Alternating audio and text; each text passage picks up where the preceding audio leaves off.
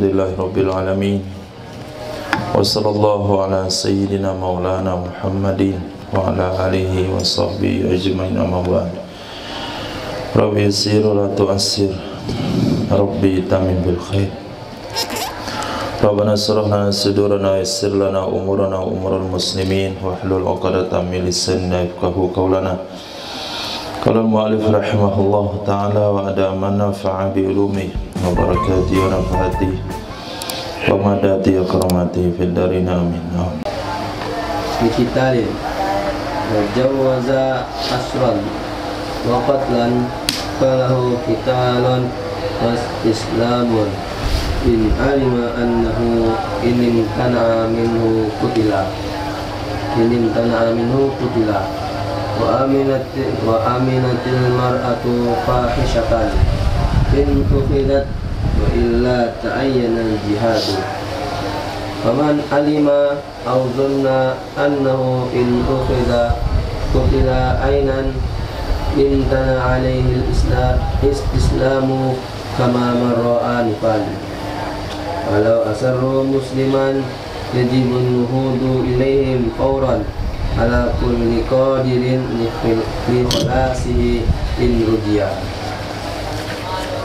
Walau qala li kafir atlik asiraka wa alayya kada fa adlaqahu lazimahu wa la yarji'u bihi ala al-asiri illa in adina lahu fi mufadatihi fa yarji'u alayhi wa illam yashtarit lahu ruju'a wa ta'ayyana ala man duna musafati qasrin minha ay minal baladati allati dakhalu fiha in kana fi ahlihim kifayatun li'annahum fi hukmihim wa kadha man kana ala masafati qasri illam yakfi ahluha wa may yalihim fayasiru fardu ainin fi haqqi man qurba wa fardu kifayatin fi haqqi man ba'uda. Wa haruma ala man huwa min ahli fardil jihadi insirafun an siffin ba'da Saffin insirafun an saffin ba'da talaqi wa in ghalaba ala zannihi annahu idha thabata qutila li'iddihi firara minaz-zahfi minas-sab'il mubiqati. Walau dhahaba silahuhu wa amkana ar-ramyu bil hijarati lam yajuz lahu al-insirafu ala tanaqudin fihi. Wa jazama ba'duhum bi annahu idha ghalaba dhannu halaki bi thabati min ghairi nifayatin fihim wajaba al-firaru idza lam yazidu ayyul kuffaru ala mithlaina lil ayat. Wa hukimatu wujubin.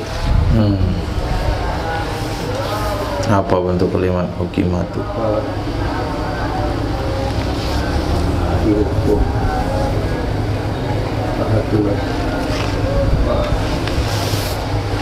hakimatu Bukan ditebak, tapi dicari timbangannya apa. Bentuk kalimatnya apa, fi'il madinya apa.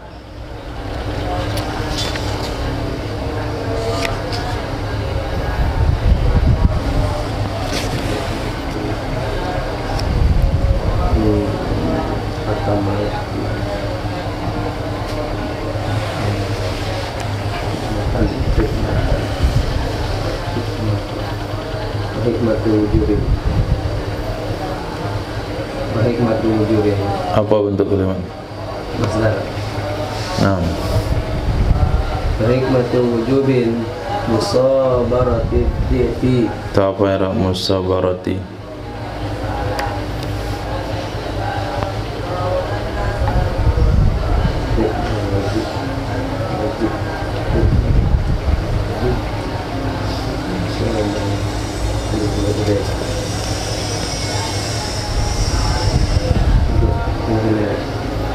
Mana mudhafnya? tujuh di musabarat, tujuh di musabarat al-dhi'fi anna al-muslima Dhi'fi atau Do'fi? Apa rencana mau antum matikan itu? lemah. Bacanya apa? Musabarat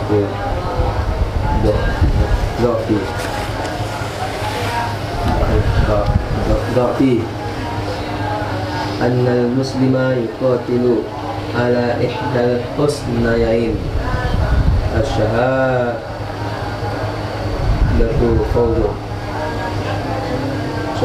fawzun wal asyhadatu wal fawzu bil ghanimati ma'al ajri wal kafiru yuqatilu ala al-fawzi bid dunya faqat. Ya Rabb. Urut khabar dari mubtada yang ada ditentukan. Hukum mubtada rafa karena rafa'nya dhamma karena jawab tasdid. Jawab tasdid rafa'nya dhamma dan nasab kata di rafa dan kasrah. Wow syarat. Idza huruf syarat lam amil jazam. Tugasnya menjazamkan satu fi'il mudhari' yumkin fi'il mudhari' hukumnya jazam karena ada amil yang menjazamkan, karena jazamnya sukun karena sahih akhir. Hukum fi'il mudhari' sahih akhir di rafa' dengan dhamma dinasab dengan fathah dijazam dengan sukun. Tugasnya merofakkan fa'il saja. Ta'ahubun itu fa'il daripada yumkinu. Hukum fa'il rafa' dan rafa'nya dhammah karena isim mufrad, hukum isim mufrad malum. Li amil huruf jar, tugasnya menjarkan isim saja. Kita li majrur dengan sebab li. Benda hukumnya fakat karena fakatnya kasrah karena jamak taksir. Jamak taksir di rafa' dengan dhamma nasab dengan fathah di fakat dengan kasrah. Jamak taksir mufradnya apa? Qatlun dan tasrif. Qatlun qatlain kita lihat keterangan.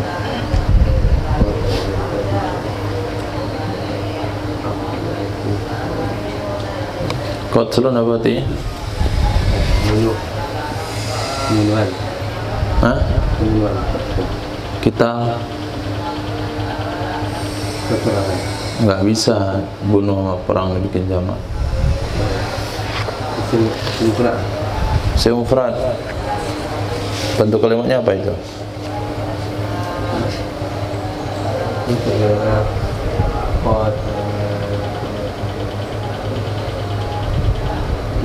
Masdar. Data tasrif. Qatala yuqatilu muqatalatan wa qitalan wa qitalan. Jangan asal lihat aja.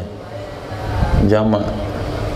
Bisa orang tertipu itu. Qatlun kita. Qatlun qatlaini qitalun yang taksir.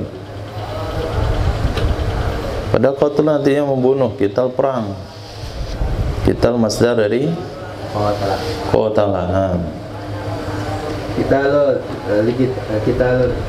Qitalin Majrur dengan sabab huruf jar, tandanya kasroh, hukumnya fakat, tanda fakatnya kasroh karena isim mufrad, hukum isim mufrad malum.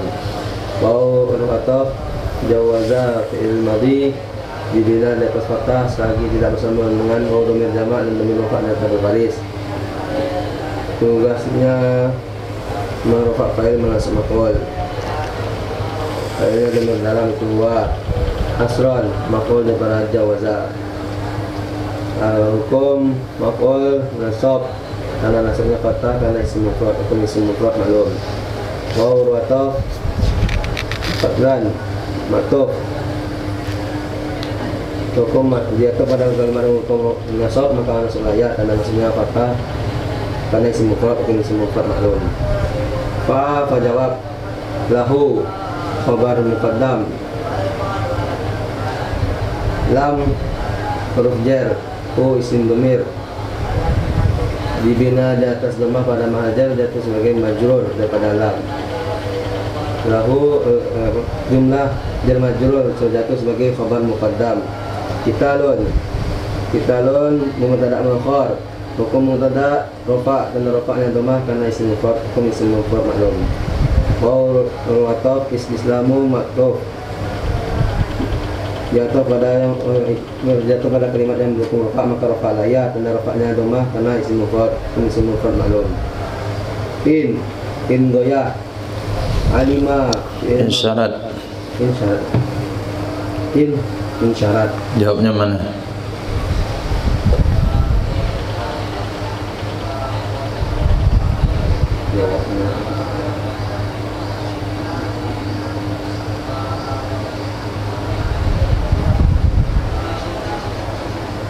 Jawazat. Ada waw. Nggak ada fi'il jadi jawab diawali oleh huruf waw.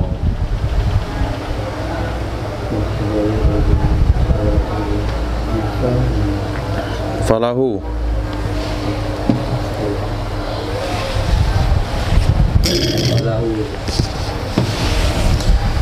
Terus Insyarat. Alima fi'il madhi dibina atas fathah apabila tidak bersama dengan mengulur jamak dan merofaknya dan baris. Bukannya merofak fa'il saja. Sehingga dengan dalam itu huwa. Annahu. Anna tugasnya menasab isim merofak maqul. Ku isim dhamir dibina. apa tugasnya? Menasab isim merofak maqul. Menasab isim merofak khabar. Aku isim dhamir dibina di atas lemah pada mahal nasab yaitu sebagai isim dari anna. In syarat walaupun in syarat intana'a fil madhi dibina di atas fathah selagi tidak bersambung dengan waw dhamir jamak dan dhamir rafa'nya fil baris. Tugasnya merfa' fa'il saja. Fa'ilnya dhamir dalam itu huwa. Minhu min huruf jar tugasnya menjarkan isim saja. Hu isim dhamir dibina atas dhammah pada mahal jar yaitu sebagai majrur. Kutila fi'il madhi dibina majhul. Fi'il madhi dibina atas rafa', dibina atas fathah, dibina atas nasab. Jelas yang mana nih? Fi'il madhi dibina di atas nasab. Pembagian bina ada berapa? Ya. Pak Doma, Pak Dom.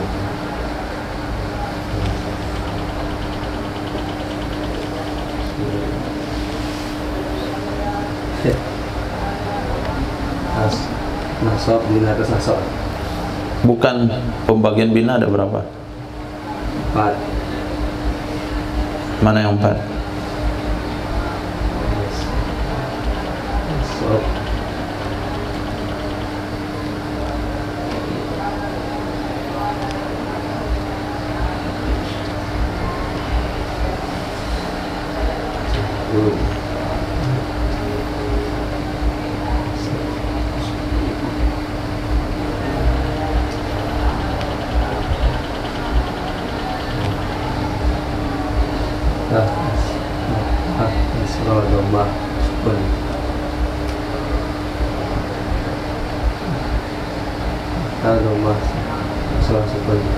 Nah, terus dibina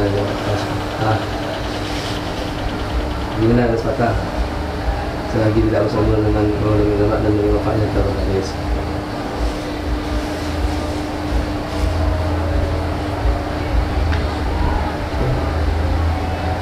Kutila itu jawab kepada ini.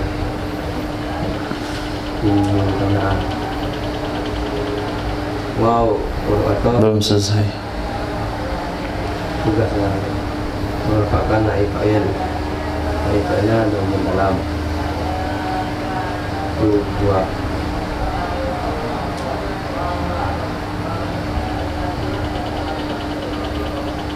Wow, merupakan Belum selesai.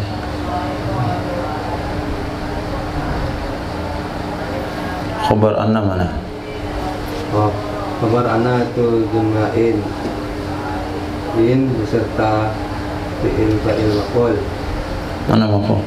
Fi'il fa'il dari intana fi'il fa'il pada mahal wafa yaitu sebagai khabar anna.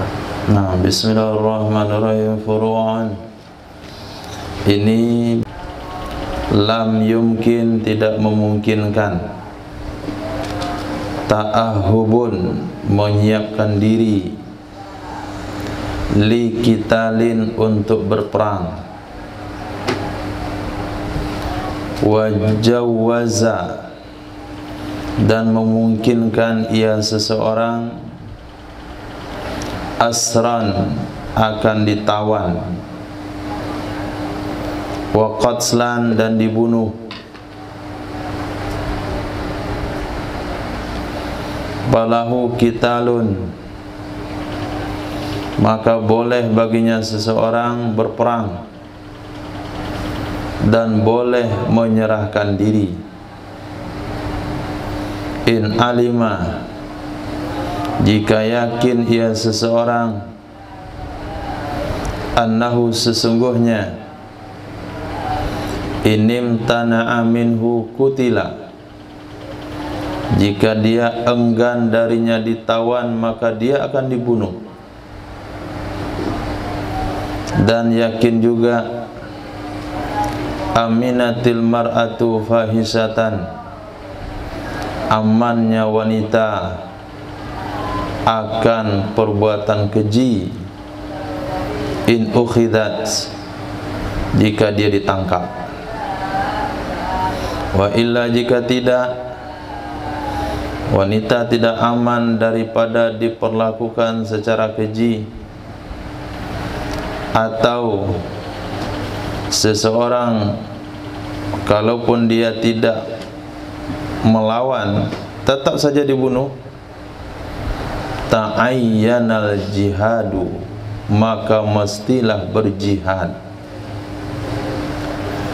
Apabila dalam kondisi satu kampung diserang secara tiba-tiba, persiapan berperang tidak mungkin, tetapi ada dua kemungkinan, dia akan diperlakukan atau mereka akan diperlakukan oleh musuh. Bisa saja ditawan, bisa saja dibunuh. Maka pada saat itu boleh berperang, boleh juga menyerah. Perang boleh, menyerah boleh, karena nggak pasti. Kapan boleh menyerah? Kalau dia yakin tidak mau menyerah akan dibunuh, mendingan menyerah. Ada kemungkinan untuk ditebus sehingga dia selamat. Dan untuk perempuan syaratnya boleh menyerah kalau tidak diperlakukan secara kotor atau keji. Tapi kalau diperlakukan secara keji, kalau tertangkap akan diperkosa, maka mereka tidak boleh menyerah. Tapi kalau yakin tidak diperlakukan seperti itu, boleh menyerah. Kalau tidak yakin, ta'ayyanal jihad, harus melawan. Faman alima aw zanna annahu in ukhidha qutila ainan imtana'a alaihil istislam. Maka siapa saja yang yakin ia, atau bukan yakin tapi menduga, memperkirakan, kemungkinannya 75%, annahu, sesungguhnya seseorang, in ukhidha, jika dia ditangkap, kutila, maka dia akan dibunuh. Ainan, pasti. Ainan, pasti, nggak ada pilihan lain. Niscaya imtana'a alaihil istislam, tidak boleh, terlarang di atasnya seseorang oleh menyerah. Kama marra, sebagaimana telah berlalu barusan. Nah, tapi diulas kembali oleh musannaf biar lebih jelas. Padahal di wa illa ta'ayyanal jihad itu sudah ada pemahamannya di situ. Wa illa, jika dia tidak yakin akan kalau dia enggan akan dibunuh, artinya enggan enggak enggan akan dibunuh, menyerah enggak menyerah akan dibunuh, ditangkap enggak ditangkap akhirnya dibunuh juga. Kalau cuman akhirnya dibunuh, tidak ada solusi lain, maka wajib hukumnya melawan, haram hukumnya menyerah. Walau asaru musliman yajibun nuhudu ilaihim fawran ala kulli qadirin li khalasi irrujiyah. Jikalau mereka orang kafir menahan musliman akan seorang muslim, maka wajiblah menyerang kepada mereka orang kafir fawran, segera. Ala kulli qadirin, di atas setiap orang yang punya kemampuan untuk menyelamatkan si muslim jika diharapkan. In rujia, jika diharapkan ia keselamatan.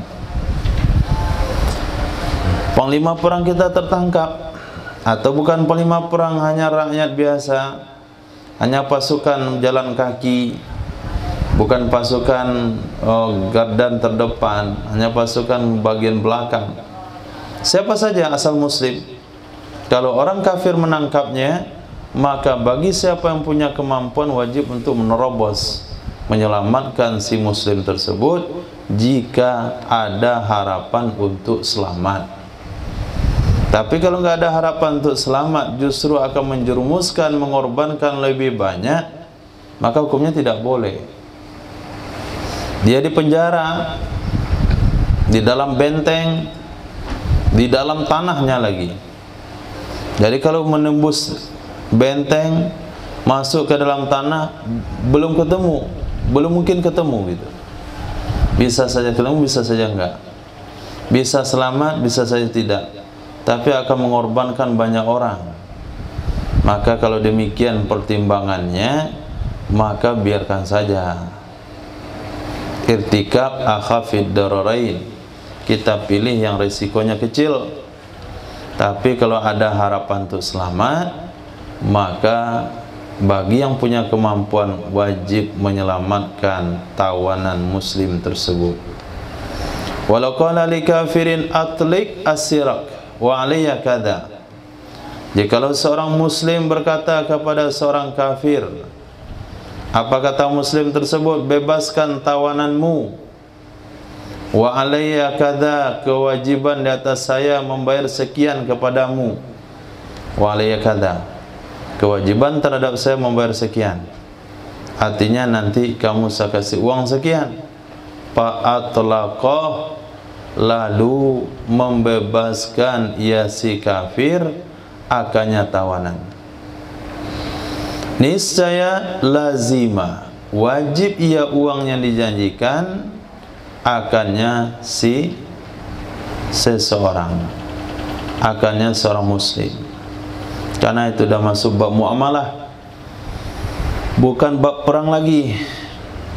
Al-harbu khud'ah, perang itu adalah tipu daya. Kalau dalam bab perang nggak ada masalah. Ini dah masuk dalam bab muamalah. Kalau bab muamalah wajib ditepati. Oke. Si muslim itu sudah mengeluarkan sekian uang, diberikan kepada si kafir tadi, yang imbalannya dia bebaskan tawanannya. Wala yarji'u bihi alal asir, tidak boleh minta ganti rugi ia si muslim bihi, dengannya uang tebusan terhadap yang ditawan. Wala yarji'u, tidak boleh rujuk, artinya tidak boleh minta ganti rugi ia si muslim bihi, dengannya harga atau nilai tebusan terhadap orang yang ditawan, yang ditebus tadi. Keluarlah orang tersebut. Kamu tahu kenapa kamu dibebasin? Enggak tahu. Saya udah bayar orang nangkap kamu 20 juta. Oh iya, terima kasih. Enggak cukup terima kasih, ganti rugi. Nyawa kamu kan udah selamat. Emang bisa nyawa dibayar 20 juta? Enggak kan? Nah, sekarang kamu menjadi tawanan saya. Artinya kamu bekerja cicil ke saya 20 juta. Karena saya sudah keluarkan uang untuk bebaskan kamu. Hukum itu tidak dibolehkan dalam Islam. Kecuali in azina lahu, jika memberi izin ia orang yang ditawan baginya orang yang menebus di dalam menebusnya. Jika memberi izin ia orang yang ditawan lahu baginya orang yang menebus fi mufadati di dalam menebusnya, fayarji'u alih, maka dia boleh minta ganti rugi atasnya orang yang ditawan. Dia minta izin datang menjenguk si fulan ke penjara. Assalamualaikum. Waalaikumsalam. Kenapa kamu di penjara? Saya difitnah. Kamu bukan pelaku kasusnya? Enggak, saya cuman ada waktu itu duduk satu mobil sama pengedar narkoba. Jadi saya terbawa. Waktu dicek ternyata di tas saya ada narkoba. Kenapa sampai ada di tas kamu narkoba? Ada orang tuh nitip ke saya, katanya barang bawaan saya banyak, tolong bawain sebagian. Maka diperingatkan, jangan pernah membawa titipan orang-orang yang tidak dikenal di bandara. Jangan jadi seorang baik. Nah, kalau mau bawa titipan, anak pun nggak boleh dibawa titipan. Tolong bawa anak saya ke situ dulu. Pas pemeriksaan ternyata terjadi penculikan. Anak itu ada sama kita, masuk penjara, penculik. Dia ada pura-pura, koper saya berat, ada kosong dikit. Waktu ditimbang bagasi, biasa itu. Kalau dengan kawan kita biasa. Kalau berat timbangan bayar. Daripada berat pindahkan ke koper kawan, aman. Nah, sementara orang nggak dikenal dia menitip barang sama kita, satu bungkusan, dibungkus yang koran, bungkus yang kresek, tolong nih, oleh-oleh nanti kampung nggak muat di koper saya, nitip koper kamu. Masuk ke koper kita, masuk bagasi, turun di bandara Minangkabau, dicek, ada bungkusan, ada narkoba, masuk penjara. Nah, orang tadi selamat deh. Kalau nggak ketangkap kita, dia selamat dan dapat untung. Kalau ketangkap dia selamat, kita masuk penjara. Dia mau cari aman. Sekarang kawan kita itu udah masuk dalam penjara karena difitnah. Lalu dia katakan, bagaimana kira-kira kalau kamu saya tebus? Boleh nggak? 500 juta itu. Boleh. Tak tebus sampai di luar, dia wajib bayar. Kita boleh minta ganti rugi. Kenapa? Karena dia sudah memberi izin. Tapi kalau nggak memberi izin nggak boleh. Itu aturan muamalahnya.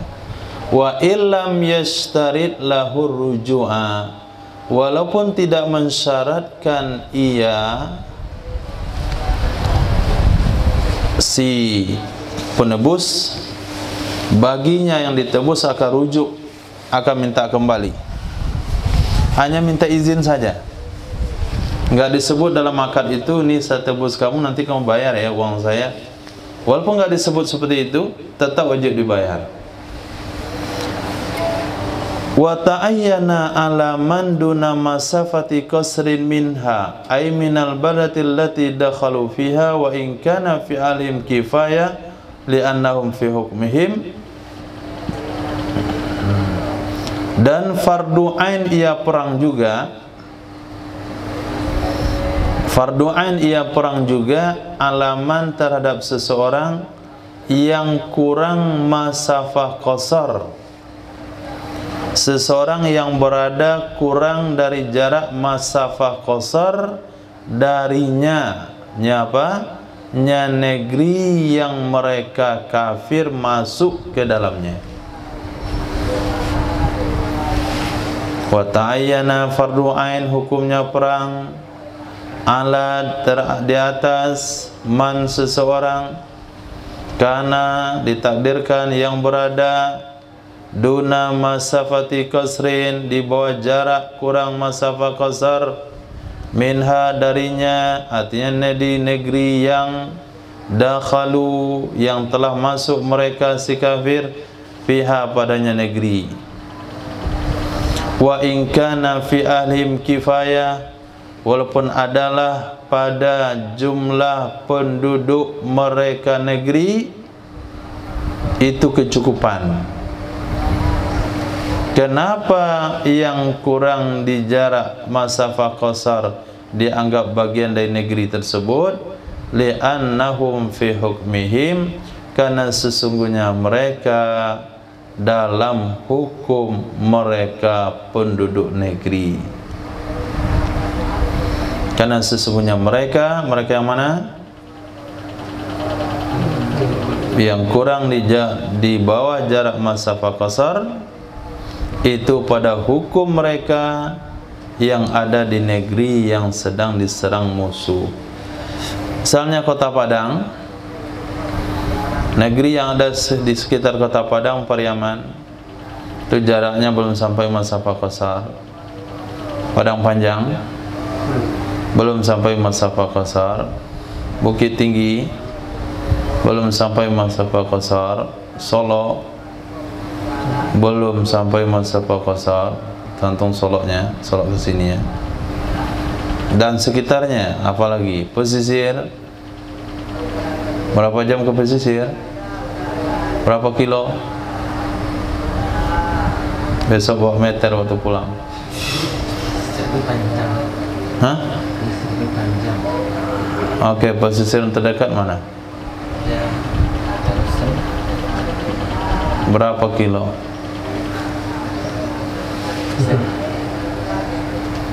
Berapa jam? 1 jam. Berarti belum sampai masafah qasar. Jadi ketika Padang masuk Belanda, Belanda, ini cerita zaman dulu, bukan zaman akan datang. Kita nggak mau akan datang hal itu terjadi.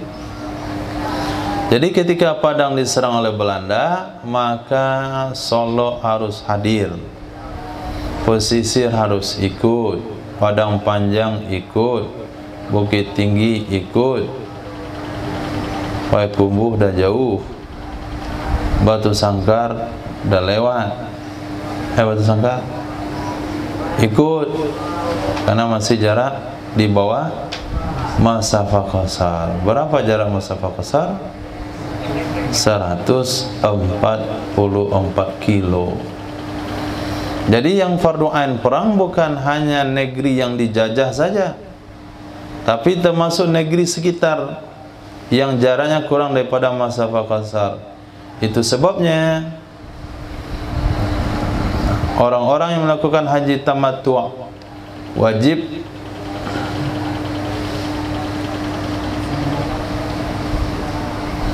orang-orang yang melakukan haji tamattu' wajib membayar denda tamattu' kecuali ahlil hadiril masjidil haram. Siapa ahli hadiril masjidil haram?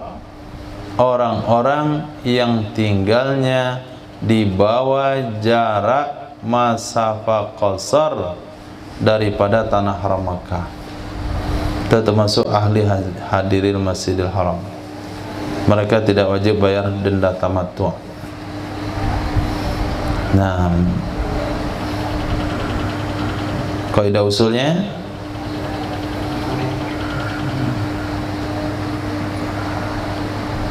harimun lahu hukmun ma huwa harimun lah. Sesuatu yang berdekatan dengan sesuatu, maka dia memiliki hukum dengan sesuatu tersebut.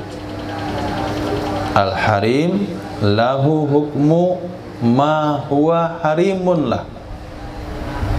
Harim sesuatu, dia punya hukum sama dengan sesuatu itu. Teras masjid sama dengan hukum masjid. Halaman rumah sama dengan hukum rumah. Maka masuk halaman rumah seseorang izin, sama dengan masuk rumah. Mendapatkan sesuatu di halaman rumah seseorang itu sama mendapatkannya di dalam rumahnya. Begitu juga negeri yang sedang dijajah, maka negeri sekitar sama dianggap kena jajah juga. Maka dia fardu ain untuk ikut membantu, walaupun penduduk negeri yang dijajah punya kemampuan untuk melawan. Karena hukumnya bukan fardu kifayah. Tapi kalau fardu kifayah, ketika negeri yang dijajah tidak mampu, maka negeri sekitar wajib membantu, itu disebut fardu kifayah. Tapi kalau negeri yang dijajah sanggup, sementara negeri sekitar wajib membantu, itu disebut yang fardu ain. Fardu ain itu cukup nggak cukup kita mesti ikut. Kalau fardu kifayah, kalau udah cukup nggak perlu kita ikut.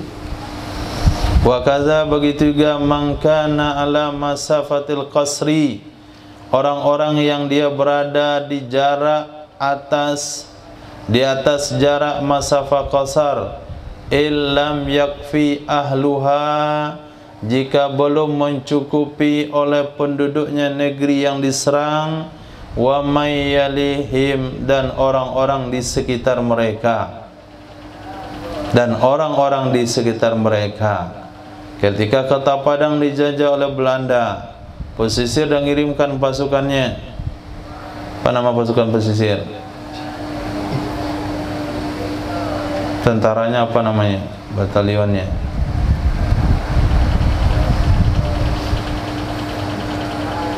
Kata hijau. Ada namanya singa. Ada namanya harimau apa itu? Ada macan tutul, ada elang apa? Negeri sekitar dah mengirimkan pasukannya, belum cukup juga. Maka negeri yang jaraknya dari kota Padang 144 kilo, Lintau Guo, Payah Kumbu, kemudian pesisir bagian apa itu Indrapura atau Indrapuro, kemudian dari kerajaan dulu bagian situ mana? Damasraya. Nah, Damasraya itu kerajaan tua di Sumatera Barat, kemudian dipindahkan ke pelosok, yaitu di Minangkabau. Jadi kerajaan Minangkabau itu asal mulanya dari kerajaan Damasraya.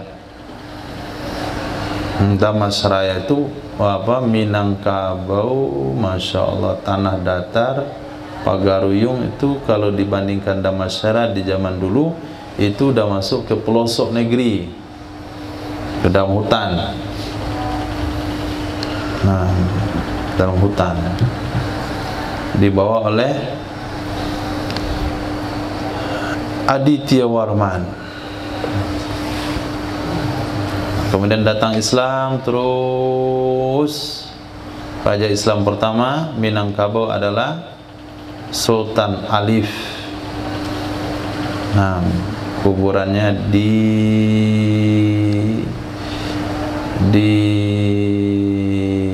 Masya Allah, lupa pula kota panjang di situnya. Kota panjang itu nggak tahu juga ya. Mana mau cerita tuh. Sumpur Kudus. Nah, daerah Sumpur Kudus. Di situ ada namanya kubur raja ibadat.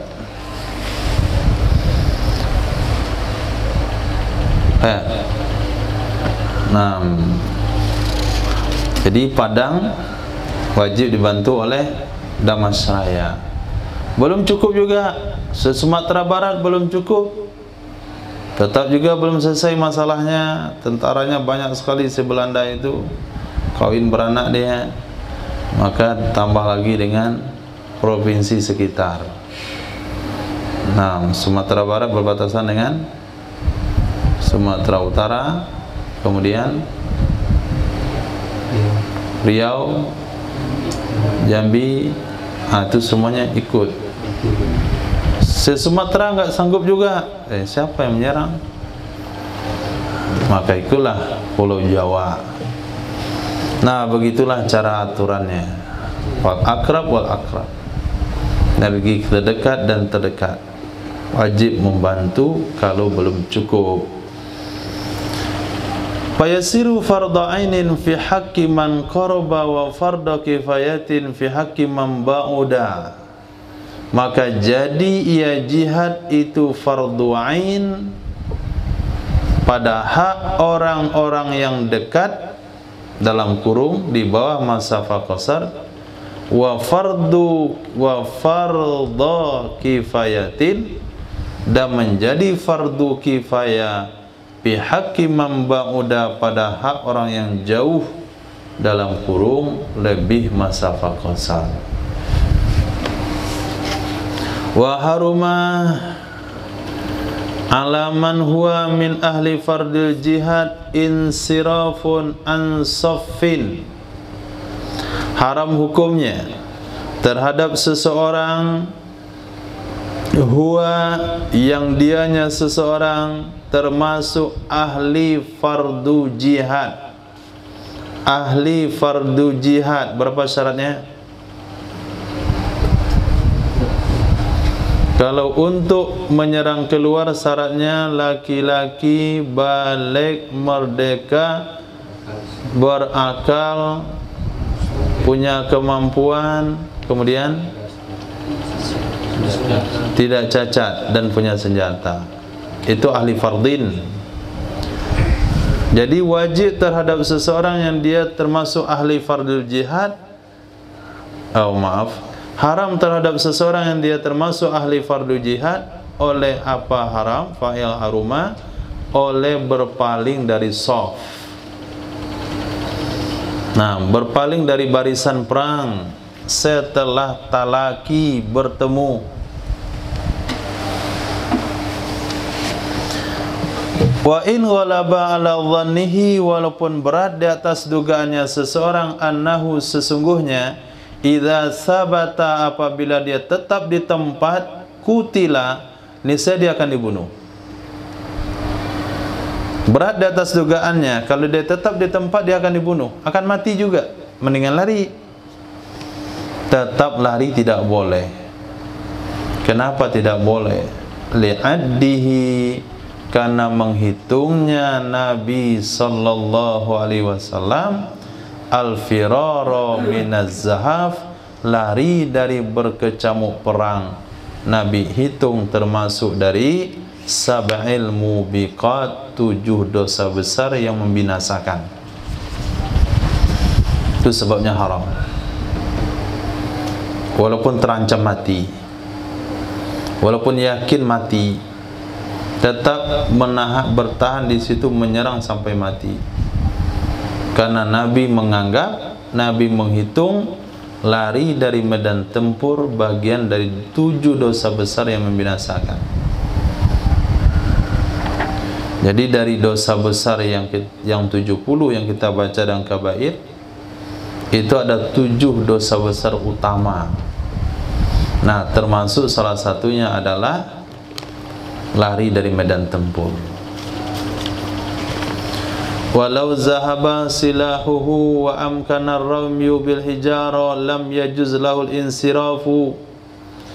Jikalau telah habis senjatanya seseorang, telah hilang senjatanya seseorang, apakah hilang karena rusak, hilang karena jatuh, hilang karena habis, dan memungkinkan melontar dengan batu, memungkinkan melempar dengan batu, niscaya tidak boleh baginya seseorang kabur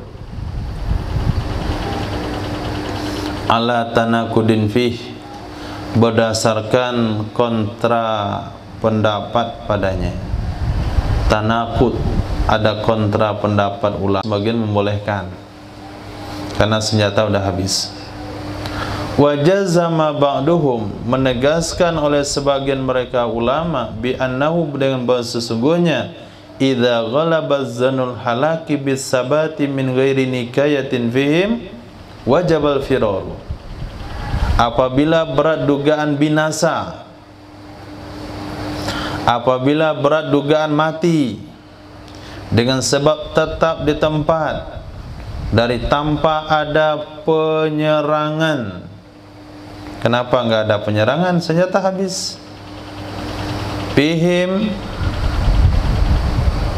pada mereka musuh, niscaya wajib lari. Nah, pendapat sebagian mereka. Tapi kalau masih ada senjata, kita bisa serang. Ini tinggal tangan kosong, nggak bisa berlaku situ silet kumangu. Dia pakai pedang, apa mau disilat? Nggak bisa karate. Oh, dia punya ilmu, bisa keluar api di tangannya. Boleh berarti. Dia pendekar, tangan kosong. Terus di syuting film adanya. Di dalam perang tuh nggak ada. Kalaulah ada, dari dulu udah menang Indonesia di Belanda. Karena banyaknya dulu tuh dukun-dukun. Kenapa nggak disantet tuh siapa? Kolonial Belanda. Tapi dinaikin galang-galangnya muntah-muntah deh.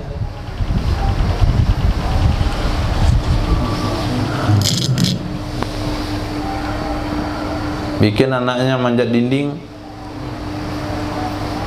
digasing tengkorak, disantet, di apalagi bahasa yang lain. Kemana dukun di zaman Belanda itu? Dukun itu hadir setelah Belanda pergi? Enggak. Kenapa nggak nyantet deh?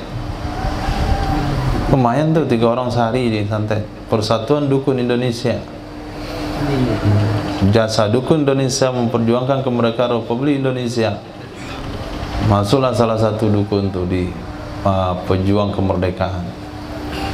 Kalau memang iya.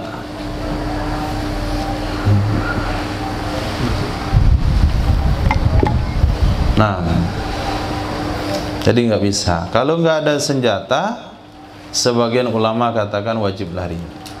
Syarat tidak wajib lari, syarat haram lari, idza lam yazidu, apabila mereka tidak lebih, artinya orang kafir, ala mislaina, atas 2 kali lipat kita.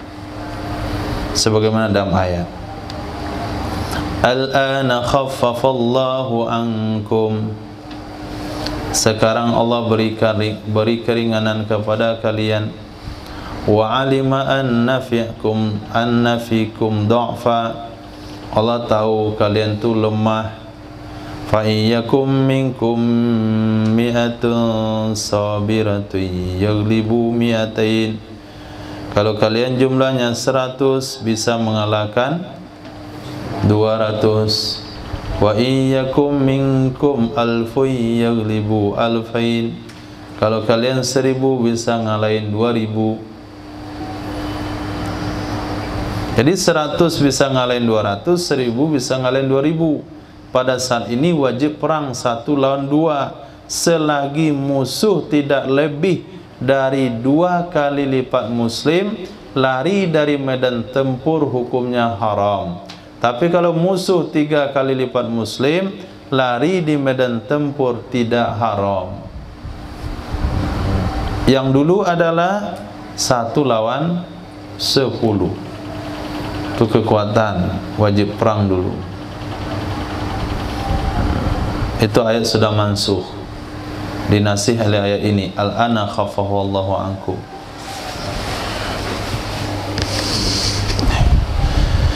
Wa hikmatu wujubi musabaratid dha'fi, hikmah wajib bersabar ketika lemah. Apa hikmahnya? Ketika tidak sanggup berperang, tidak mungkin mengalahkan musuh, kenapa wajib bersabar di medan perang sampai dibunuh musuh? Apa gunanya? Jawab, annal muslima yuqatilu ala ihdal husnain. Sesungguhnya seorang muslim berperang untuk mendapatkan 1 dari 2 kebaikan. Seorang muslim itu berperang untuk mendapatkan 1 dari 2 kebaikan. Kebaikan pertama syahada, mati syahid.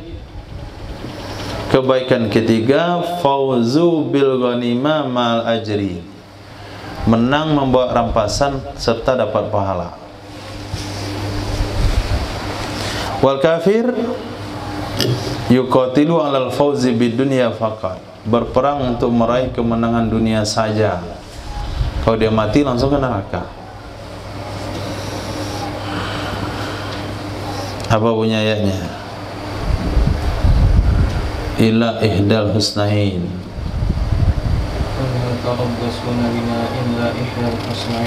Hal tarabbasuna bina illa ihdal husnain.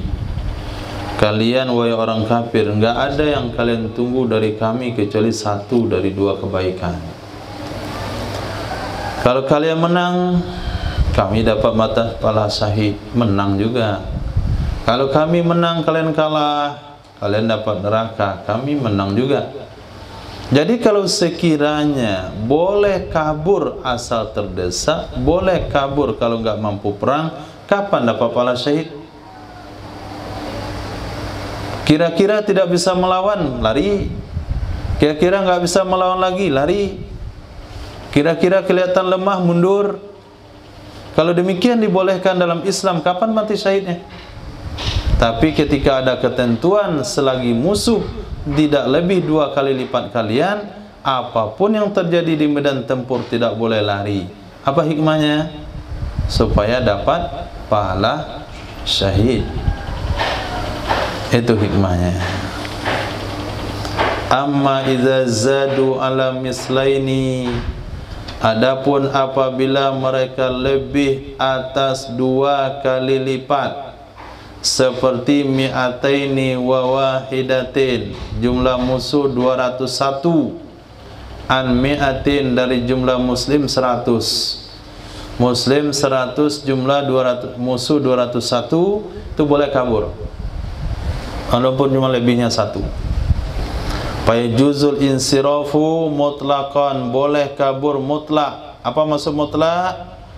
Baik yakin bisa mengalahkan atau tidak yakin, masih ada senjata atau tidak ada senjata, boleh lari. Itu mana mutlak.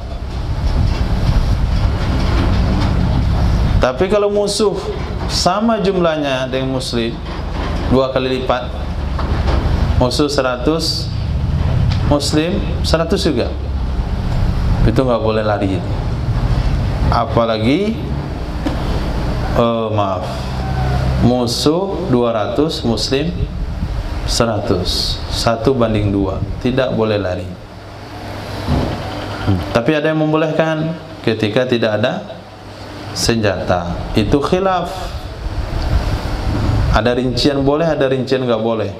Tapi ketika musuh lebih 200, 1, muslimnya hanya 100, maka boleh lari mutlak. Mutlak itu umum, baik bagi yang senjatanya hilang atau bagi yang punya senjata.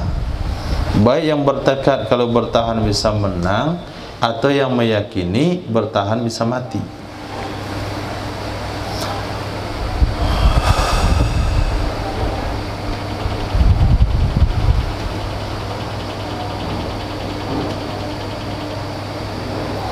Wa harrama jam'un mujtahidun, mengharamkan oleh sekelompok ulama mujtahid al-insirafa, akan berpaling di medan tempur mutlak. Idza balagal muslimun, apabila telah sampai orang Islam isnai asyara alfan, 12.000 pasukan. Apabila orang Islam sampai 12.000, itu haram lari. Apa maksud haram lari mutlak? Baik musuhnya 2 kali lipat muslim, yaitu 24.000, atau musuhnya lebih 2 kali lipat, 25.000, atau 30.000, muslim tidak boleh lari. Nah, tidak ada syarat lagi 2 kali lipat di situ. Kenapa? Karena ada hadis yang berbunyi la yughlabasna asyara alfan min kilatin, tidak akan dikalahkan 12.000 pasukan dari karena faktor jumlah. Tidak akan dikalahkan 12.000 pasukan min kilatin daripada karena kurang jumlah. 12.000 pasukan itu jumlah yang sudah bisa meraih kemenangan dengan alasan apapun. Tidak akan pernah kalah karena jumlah sedikit. Kalau kalah juga bukan karena jumlah, tapi karena faktor lain. Mungkin karena tidak mengikuti aturan, mungkin karena merasa bangga diri, tidak menggantungkan kepada Allah, seperti yang Allah peringatkan dalam perang Hunain. Perang Hunain awal-awalnya kan kocar kacir. Kenapa kocar kacir? Karena umat Islam telah bergantung kepada jumlah banyak, bangga dengan jumlah yang banyak. Ini kita menang, jumlah kita banyak. Ta'alluqnya kepada Allah berkurang. Akhirnya Allah tegur, sehingga pasukan Hunain itu kocar kacir di awal. Nah, jadi musuh 30.000, umat Islam 12.000, walaupun jumlahnya 2 kali lipat lebih. Menurut sebagian ulama mujtahid, pasukan muslim tidak boleh melarikan diri dari medan tempur, karena ada hadis Nabi yang mengatakan 12.000 itu tidak akan dikalahkan musuh dari faktor sedikit. Wabihi, dengannya hadis khussatil ayah, ditaksislah ayat yang menyatakan al-ana khaffafallahu ankum. Nah, ayat itu ditaksis dengan hadis tadi. Wa yujabu bi annal murada minal hadis annal ghaliba ala hadzal adadi az-zafar fala ta'ridu fihi li hurmatil firar wala li adamiha kama huwa ghadih. Dijawab ulama yang tidak setuju, yang menyatakan 12.000 bagaimana tetap hadir di tempat, enggak boleh kabur. Sebagian ulama tidak setuju dengan pendapat sebagian ulama mujtahid tersebut. Akhirnya mereka membantah dengan jawaban bi annal murada minal hadis, dan dijawab dengan bahwa sesungguhnya yang dimaksudkan dari hadis tersebut adalah annal ghaliba, sesungguhnya yang biasa, ala hazal adadi, di atas ini jumlah 12.000, az-zafru itu menang. Itu pemahaman hadisnya. Yang biasa, enggak mesti. Kalau pasukannya 70.000 misalnya, memang bisa dikalahkan yang 12.000? Kan enggak juga. Kita 12.000, mereka 120.000, 1:10 juga. Apakah tetap bertahan? Sementara ayat mengatakan 1:2. Lalu karena berdasarkan hadis ini kita enggak boleh kabur. pasukan musuh 120.000, kita 12.000 saja. Sehingga dijawab oleh ulama, nggak bisa pemahamannya begitu. Maksud hadis di atas adalah yang dominan kalau jumlahnya sudah sampai 12.000 itu menang, dominannya, biasanya. Fala ta'ridu fihi li hurmati firar, maka tidak bertentangan ia hadis padanya untuk diharamkan atau bagi diharamkannya lari, dan tidak bagi tiadanya haram. Maka tidak bertentangan ia hadis bagi haram lari dan tidak adanya haram. Jadi hadis itu nggak ada urusan yang haram lari atau nggak haram lari, sebagaimana dia jelas. Wa inna ma yahrumul insirafu in qawamnahu, hanya saja haram lari jika kita masih bisa mengimbangi mereka. Hanya saja haram lari in qawamnahu, jika kita bisa mengimbangi mereka.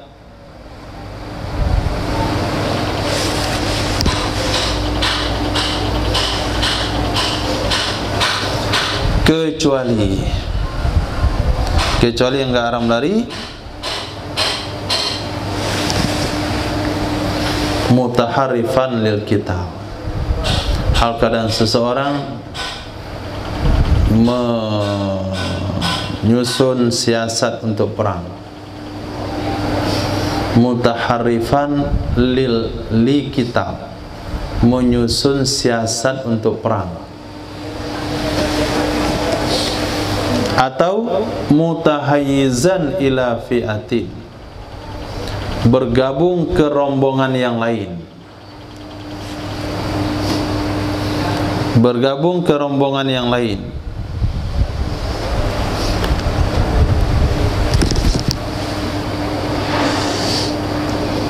Yastanjidu biha alal aduwi walau ba'idatan, yang minta tolong ia seseorang dengannya rombongan yang lain di atas musuh, walaupun ada ia rombongan itu jauh.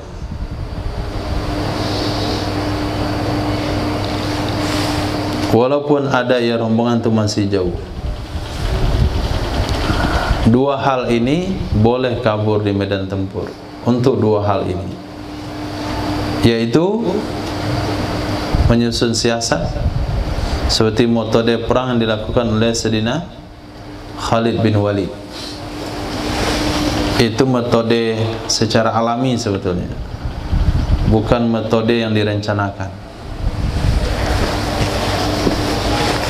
Nah, kalau kita lihat metode tersebut, yaitu mundur dari medan tempur, kemudian ketika musuh sudah sibuk merebutkan kemenangan, diserang dari arah belakang.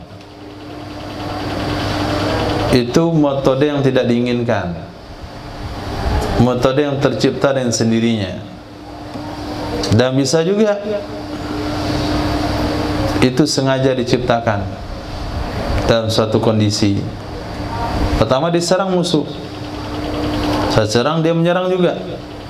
Ketika menyerang kita lari pada satu tempat, yang di tempat itu kita menempatkan posisi yang strategis.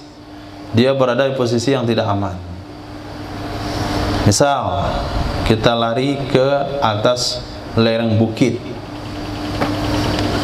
Nah, lari di atas lereng bukit, hanya musuh mengejar. Ketika mereka mengejar, kita berada di atas tempat yang tinggi, mereka berada di atas tempat yang rendah. Kan lebih gampang menyerangnya. Itu mutahayyizan mutaharrifan li kitab. Atau mutahayyizan la fi'atin, kita lari dulu untuk menunggu bantuan berikutnya. Titik. Wa yuraku zarari kufarin wa abidihim walau muslimin kamilin bi asri, dan dijadikan budak keturunan orang kafir. Zarori itu jamak daripada dzurriyyah, dijadikan budak keturunan orang kafir, artinya anak-anak kecil orang kafir, dan juga abiduhum, budak-budak mereka, walaupun budak mereka itu adalah orang Islam yang sempurna, bi asrin, dengan cara ditawan,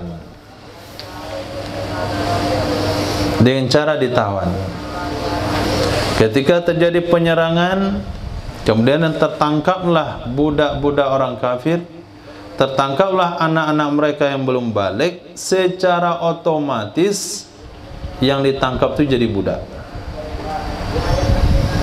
Nah, yang ditangkap jadi budak.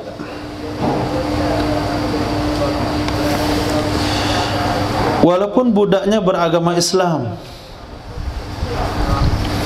walaupun budaknya beragama Islam yang sempurna, muslimin kamilin, tetap jadi budak. Sebagaimana dijadikan budak seorang harbi yang dipaksa untuk berperang.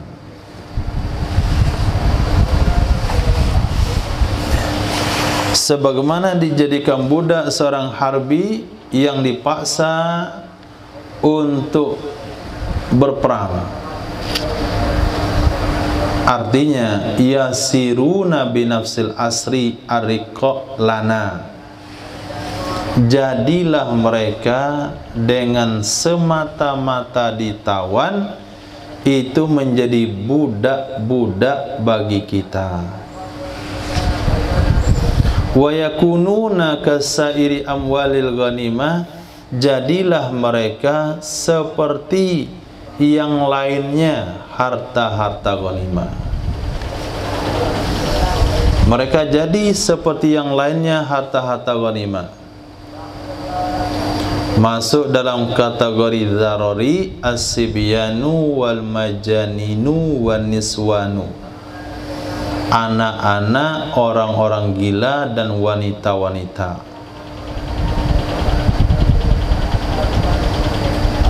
Nah, titik.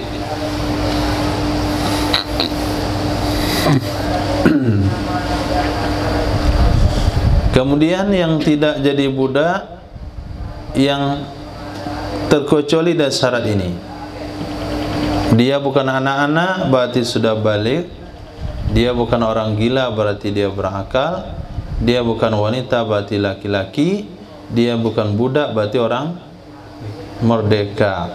Balik, berakal, laki-laki, merdeka. 4 syarat ini kalau ketangkap tidak jadi budak secara otomatis. Tapi bagi selainnya, anak-anak ketangkap langsung jadi budak, orang gila ketangkap langsung jadi budak, wanita ketangkap langsung jadi budak, budak ketangkap tetap jadi budak. Wala hadda in wati'a,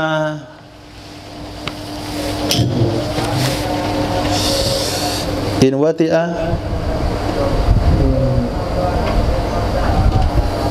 ghanimun, tidak ada hukum had jika menggauli oleh orang yang menghanimah. Ghanim, peserta ghanimah, atau bapaknya, atau sayyidnya. Siapa yang digauli? Amatan fil ghanimah, harta budak atau budak pada harta rampasan. Walaupun sebelum memilih untuk memiliki, walaupun sebelum memilih untuk memiliki, ternyata harta rampasan perang ini belum dibagi. Dibagi biasanya kalau sudah sampai di negeri masing-masing. Sudah sampai kita ke negeri pusat, sampai Madinah baru dibagi. Akhirnya sampai di Madinah tertunda pembagian harta rampasan. Akhirnya terjadilah peserta perang itu menggauli budak rampasan. yang belum dibagi. Bukan dia bapaknya yang menggauli, bukan dia, majikannya yang menggauli. Yang hadir daripada perang itu adalah budak, dan yang menggauli adalah majikan dari budak tersebut. Yang hadir ikut berperang adalah anak, yang menggauli adalah ayah dari anak tersebut. Sebelum dia menyatakan sikap untuk memiliki budak itu, tetap tidak boleh dihukum had. Kenapa? Li'anna fiha subhatu milkin, karena sesungguhnya pada budak yang digauli itu ada subhat milik. Subhatu milkin, subhat milik. Nah, ketangkap seorang laki-laki menggauli budak rampasan, dicek namanya tidak ada dalam data yang ikut perang. Kenapa dia ikut-ikutan? Ternyata dia bapak daripada prajurit. Nah, boleh dihukum? Enggak boleh. Kenapa? Anaknya ada hak di situ, dan dia punya hak kepada harta. Nah, itulah subhat miliknya. Subhat miliknya bersambung begitu. Tidak boleh dihad. Tetap berdasarkan hadis yang berbunyi idra'ul hudud bi subhat. Elakkan hak hukum had dengan adanya. Bismillahirrahmanirrahim. Wa yu'azzaru alimun bitahrim, dihukum ta'zir pelaku yang tahu dengan hukum haram. Dihukum ta'zir pelaku yang tahu dengan hukum haram, tidak yang tidak tahu dengan hukum haram. In udhira, kalau dia diberi keringanan. Jika dia diberi keringanan, ketidaktahuannya itu diberi keringanan. Kenapa diberikan keringanan? Liqurbi islami, karena baru masanya masuk Islam. Au ba'uda mahalluhu anil ulama, atau jauh tempat tinggalnya dari ulama.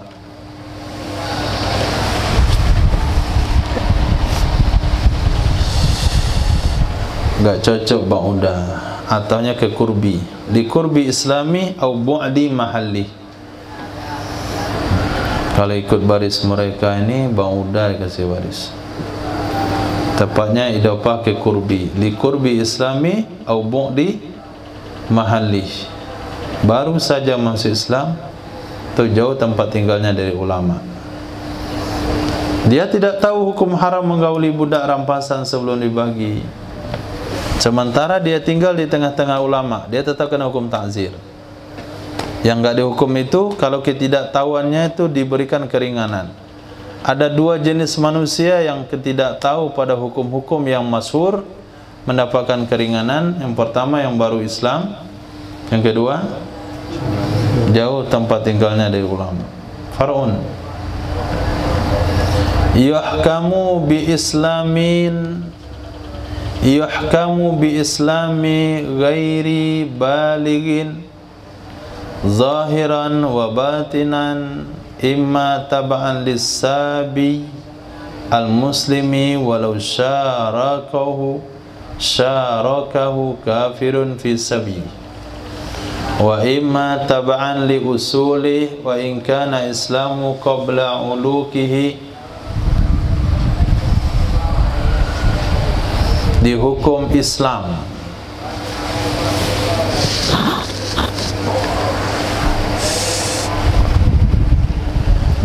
Islam orang yang belum baligh. Dihukum dengan Islam orang yang belum baligh, zahir batin. Islam zahir, Islam batin. Imma adakala taba'an, karena mengikuti, lisabi, bagi orang yang menawannya, yang beragama Islam. Walau syarakah, walaupun memiliki bersama. Syaraka, memiliki bersama. akannya orang tersebut oleh orang kafir di dalam menawannya.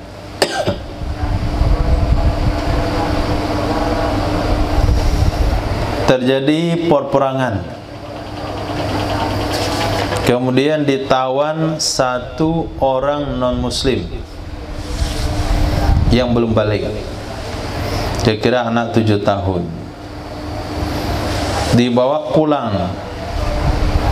Kemudian tawanan ini akan dibagi menjadi harta rampasan, jatuhlah ke tangan seorang muslim. Maka agama anak itu adalah muslim, Islam. Walaupun tawanan itu, budak itu dimiliki oleh 2 orang, satu muslim, satu non muslim, maka anak itu kita ikutkan ke agama penawannya atau sayyidnya yang muslim. Itu yang pertama. Yang kedua, dihukum seseorang Islam yang belum balik karena ngikutin salah satu usulnya. Taba'an li ahadi usulih, karena mengikuti salah satu usulnya, baik ayah atau ibunya. Kalau ayahnya muslim nikah dengan orang kafir, boleh enggak? Boleh muslim nikah sama orang kafir? Tidak. Sebagian boleh, sebagian tidak. Yang boleh adalah kalau wanita itu ahli kitab. Nah, ahli kitab yang nenek moyangnya pernah hidup menganut agama tersebut ketika agama itu masih sah. Kita lihat nasabnya, nasab keturunannya sampai ke atas, itu ada ibunya atau bapaknya itu penganut agama Nabi Isa ketika Nabi Isa masih hidup. Sekarang 2024, itu tahun dihitung daripada kelahiran Nabi Isa. Sementara Nabi Isa diangkat jadi Rasul 40 tahun. Berarti 2084.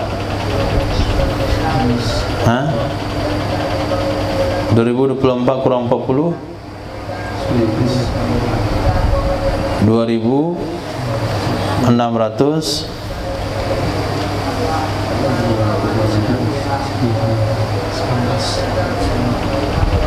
2024 2000 dikurang 40 100 160 1960 tambah 24 1984. Nah, tahun 1984 itu Nabi Isa dilantik menjadi Rasul. 1984 berarti kalau setiap generasi itu 100 tahun, berarti ini generasi yang ke 19. Nah, generasi ke 19 itu masih bisa dikenal.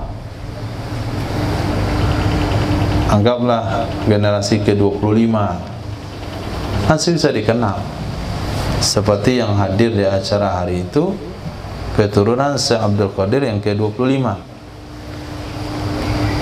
itu masih bisa dikenal.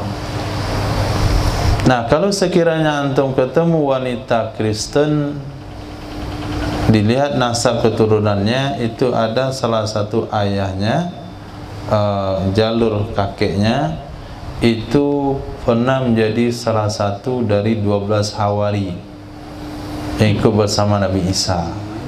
Nah, maka boleh nikah sama wanita ini. Itu ahli kitab asli. Tapi kalau di Indonesia,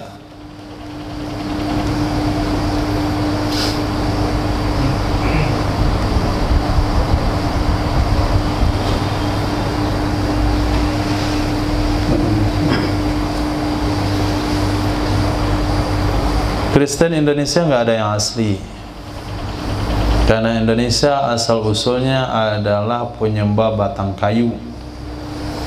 Kemudian masuk agama Hindu, masuk agama Buddha. Minangkabau lebih memilih agama Buddha. Hindu atau Buddha? Buddha. Nah, kenapa? Karena lebih mengajarkan kesopanan.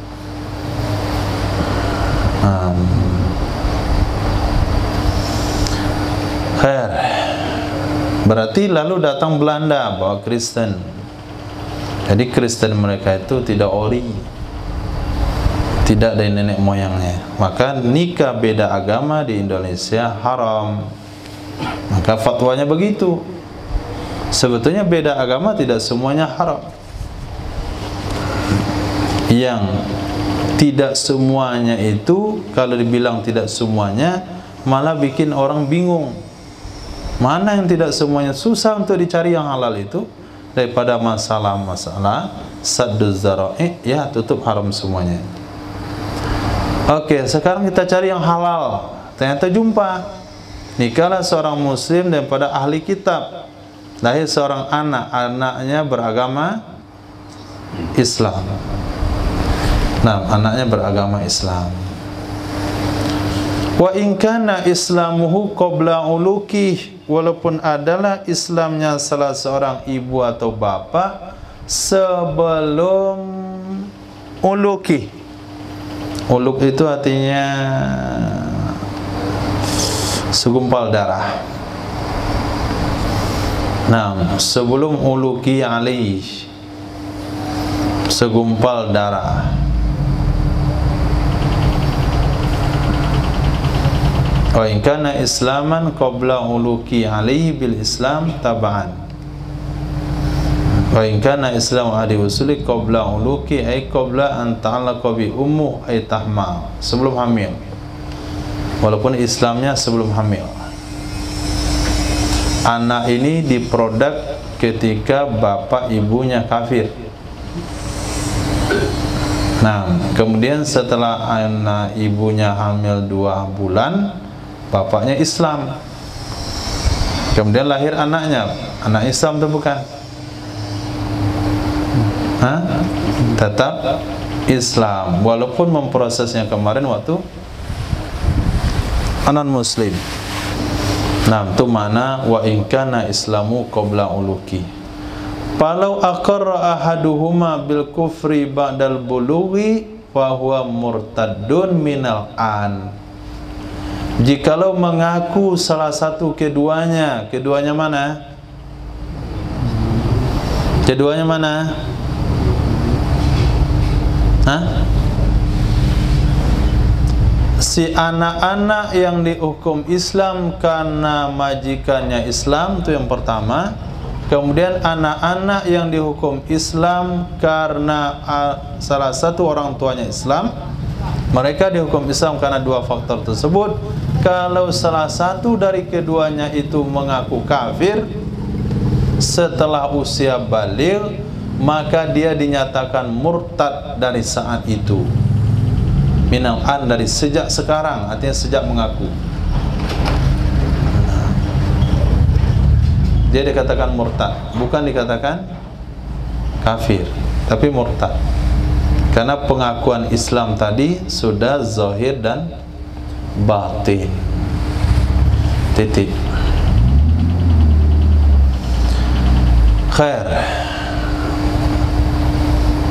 Tadi kita membahas tentang tawanan wanita, tawanan budak, tawanan anak-anak, tawanan orang gila. Mereka semua jadi budak. Bagaimana dengan tawanan yang cukup syarat? Kembali lagi pembahasan yang tadi, fa'un itu cuman menyebutkan tentang hukum Islam, satu ulasan.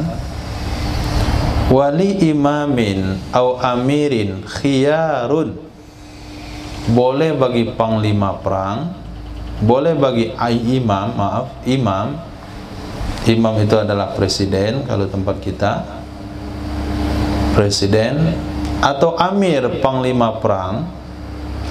Boleh bagi presiden atau panglima perang oleh memilih fi asirin kamilin, pada tawanan yang sempurna. Pada tawanan yang sempurna. Sempurna di sisi apa? Bibulughin, dari sisi balik, wa aklin, berakal, wa dzukuratin, laki-laki, wa hurratin, dan merdeka. Itu dikatakan sempurna. Baina arba'i khisal, dipilih antara 4 perkara. Apa saja 4 perkara tersebut? Min qatlin, dari dibunuh. Mana cara bunuhnya? Bidarbir raqabati la ghaira, dengan memenggal leher, tidak boleh cara lain. Panglima perang putuskan bunuh. Akhirnya kita suruh mereka berpegangan tangan semuanya, diikat dengan kabel T. Diikat tunjuknya. Semuanya melingkar. Orang satu ini kita taruh colokan listrik di kakinya. Sentrum, ketegangan tinggi. Bergoyang dia semuanya, berasap-asap. Syuting, oh bagus. Gak boleh. Nah, haram. Kita masukkan dia dalam drum, kemudian kita cor, kasih cor pengeras. Gak boleh juga. Suruh masukkan dalam laut, masukkan dalam kolam buaya. Satu aja cara bunuhnya, penggal leher. Penggal leher boleh bermacam. Pak dia sambil duduk, sambil berbaring. Penggal dalam artian dibunuh secara cepat, bukan potong leher, tapi dipenggal, pukul. Kenapa digunakan pasalkan dorbi? Karena itu pukul. Bukan bahasa qat'i. Kalau qat'i bisa pakai gergaji. Hukumannya adalah potong leher.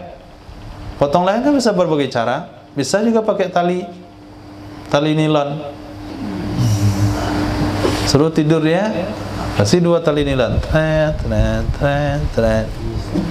Nah, sampai sini baru keluar darahnya. Oh mantap mah. Terus, itu kan potong leher itu. Boleh. Nah, sehingga digunakan bahasa sini dorbi. Kenapa ya penggal itu mana dorbi? Karena dia pukul sekali tebas. Nah, bukan bahasa potong. Itu bahasa itu dipilih dari bahasa hadis, sehingga tidak bisa ditafsirkan pada yang lain.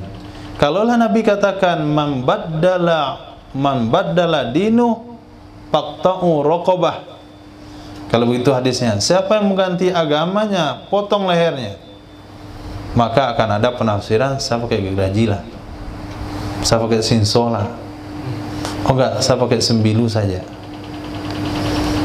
Saya pakai pot bunga, saya pakai kaca, saya pakai mesin rumput. Bisa kalau gitu hadisnya.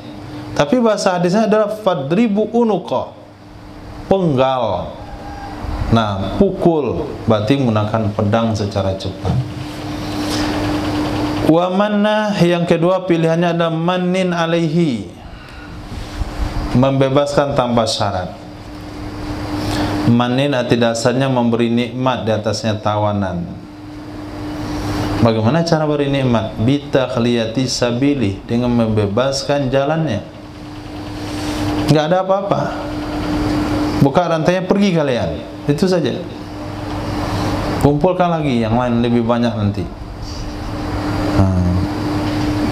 Yang ketiga fidain, ditebus. ditebus.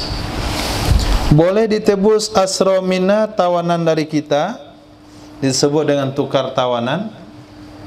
Boleh juga dengan harta. Kalau ditebus dengan harta, fa yukhammasu wujuban, maka dibagi 5 ia harta, hukumnya wajib. Kalau tebusannya pakai harta, maka dibagi 5 ia harta, hukumnya wajib. Atau boleh juga ditebus dengan seumpama senjata kita.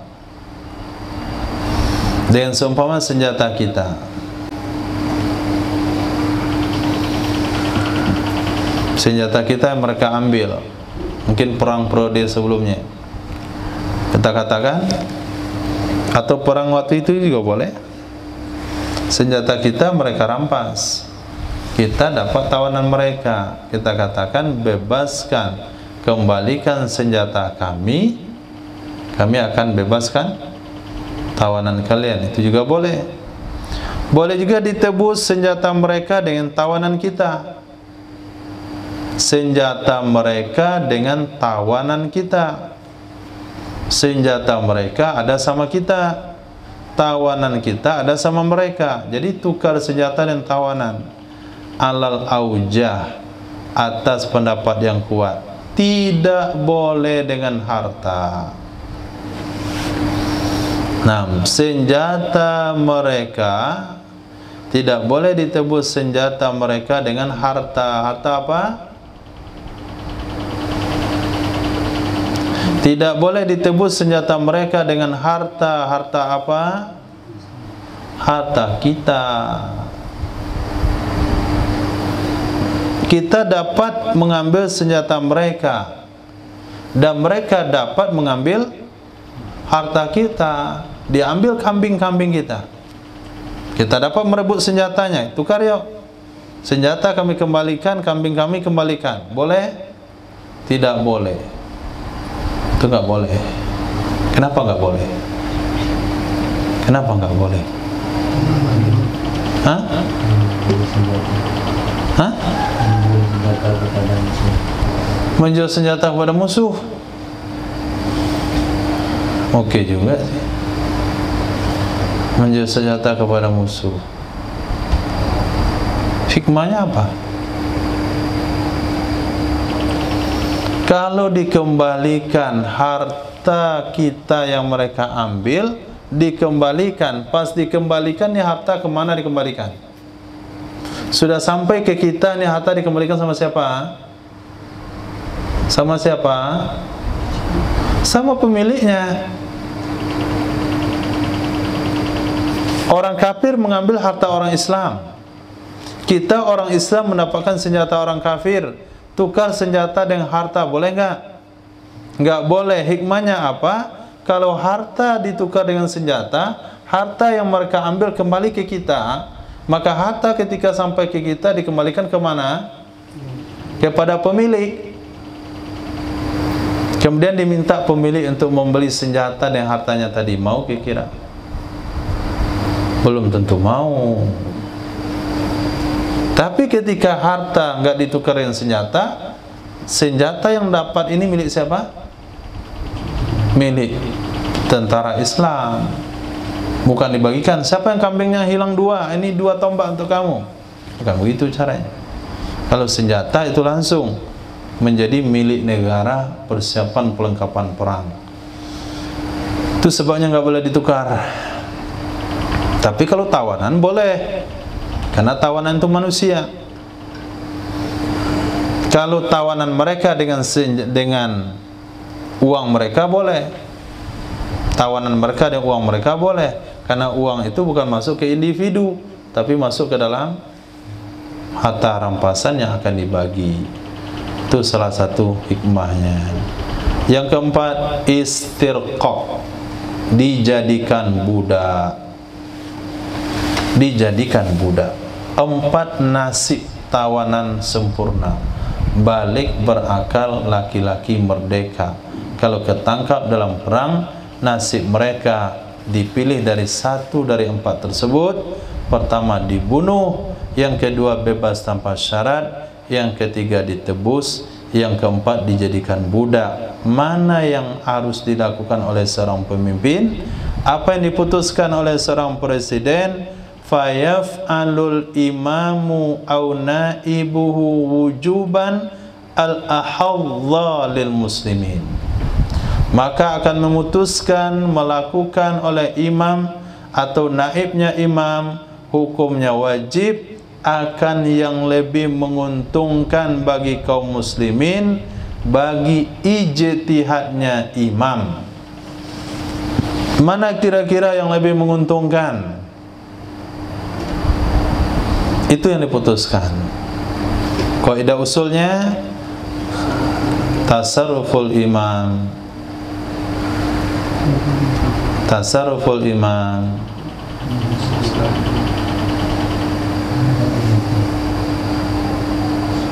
tasarruful imam ala ra'iyati manutun bil maslahah.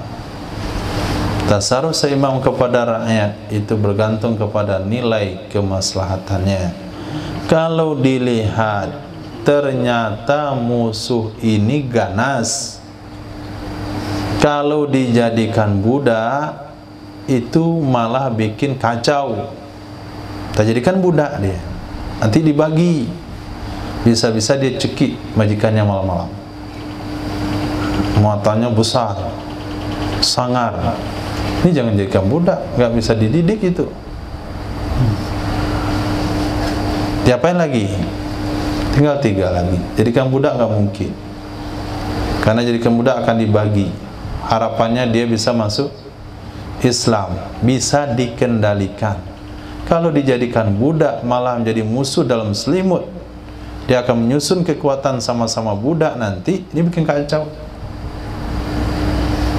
Ternyata kita dalam kondisi kuat. Nah, kondisi umat Islam kuat. Kalau datang 10 kali lipat sejumlah itu nggak ada pengaruhnya. Kita bunuh mentalnya dengan cara dibebaskan tanpa syarat. Membunuh mental. Suruh dia pulang. Pulanglah kamu.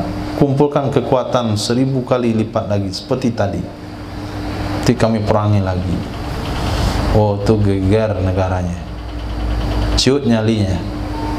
Boleh pakai saran itu untuk membunuh mental. Tapi kalau sekiranya dalam waktu yang sama kita butuh uang untuk biaya perang, kita tawarkan penebusan pakai harta. Kalau pasukan kita juga banyak sama mereka, kita tawarkan tukar tawanan. Boleh 2 di pihak mereka, 1 di pihak kita, tidak ada masalah, asal seimbang. Di pihak mereka 10 orang kita kasih, karena cuman pion, nah pionis. Sementara di pihak kita mereka tangkap adalah panglimanya. Kita tukar 1 dengan 10, tidak ada masalah, sesuai dengan pertimbangan kebijakan. Nah, tapi kalau budak-budak ini tangkap nih, laki-laki ini kalem-kalem, perangnya pun nggak kuat-kuat, ototnya masih lembek, masih bisa dipengaruhi, kita jadikan budak saja, mudah-mudahan Islam. Itu pertimbangannya. Wa man qatala asiran ghaira kamilin lazimat hukimatu. Siapa saja yang membunuh tawanan yang tidak kamil, siapa saja membunuh tawanan yang tidak sempurna 4 syaratnya, balik, laki-laki, merdeka, berakal, wajib akannya pembunuh oleh biayanya, oleh nilainya tawanan. Kenapa wajib dibayar nilainya? Karena tawanan yang tidak cukup syarat sudah menjadi budak secara otomatis. Tidak perlu lagi kebijakan imam, secara otomatis dengan cara ditawan dia langsung jadi budak. Ketika dia langsung jadi budak, berarti dia menjadi rampasan perang. Kalau ada muslim yang membunuhnya, muslim itu wajib ganti dengan nilai budak itu. Au kamilan, atau dia bunuh tawanan yang kamil. Tawanan balik berakal, laki-laki merdeka. Kapan dibunuh? qabla takhyiri fihi, sebelum ditetapkan pilihan padanya tawanan. Uzzira faqat, niscaya dia ditakzir saja. Niscaya dia ditakzir saja. Tapi kalau sekiranya sudah ditetapkan pilihan, dan pilihan imam adalah jadi budak, maka dia ganti harga budak. Kalau pilihannya dibunuh, maka dia tidak diapa-apain. Kenapa? Memang dia lakukan sesuai dengan keputusan. Kalau dikembalikan tanpa syarat, maka dia ditakzir. Kenapa? Melanggar aturan panglima perang. Titik.